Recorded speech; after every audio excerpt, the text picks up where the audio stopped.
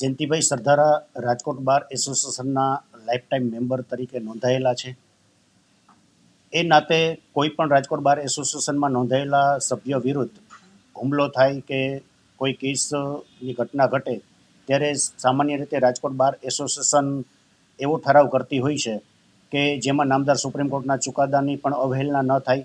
અને એ ઠરાવમાં જનરલી એવી રીતે હોય છે કે રાજકોટ બારના નોંધાયેલા સભ્યો આવા રાજકોટ બારના સભ્ય વિરુદ્ધના હુમલાના કેસમાં પોતાની નૈતિક ફરજ અને જવાબદારી સમજી અને એડવોકેટ તરીકે નહીં રોકાવું, આવો ઠરાવ કરવામાં આવતો હોય છે, જે ઠરાવ આ જયંતિભાઈ સરદારાના કિસ્સામાં કરવામાં આવેલ છે.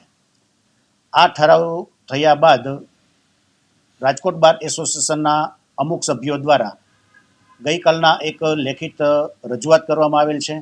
એ લેખિત રજૂઆતો સાથે દસ્તાવેજી પુરાવા જોડવામાં આવેલ છે. એ દસ્તાવેજી પુરાવામાં જયંતિભાઈ સરદારા પોતે ઉદ્યોગપતિ હોવાનું, બિઝનેસમેન હોવાના પુરાવા, જેમાં 5થી વધુ કંપનીમાં પોતે ડાયરેક્ટર હોય, આવા પણ પુરાવા રજૂ કરવામાં આવેલ છે. અને એ સાથે એવી રજૂઆત કરવામાં આવેલ છે કે જયંતિભાઈ સરદારા એ કોઈ વેલફેરના સભ્ય નથી, વેલફેરમાં કોઈ જમા કરાવેલ હોય પૈસા એવી પણ હકીકતો નથી. ઉપરાંત એ પ્રેક્ટિશનર એડવોકેટ નથી, એ બિઝનેસમેન છે એવું પોતાની એફઆઈઆર થઈ છે, એ એફઆઈઆરમાં પણ પોતે વેપારી હોવાની હકીકત જણાવેલ છે.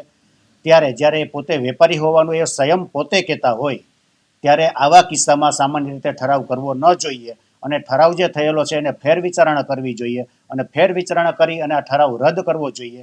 આ પ્રકારની એક રજૂઆત ગઈકાલે મળેલ છે.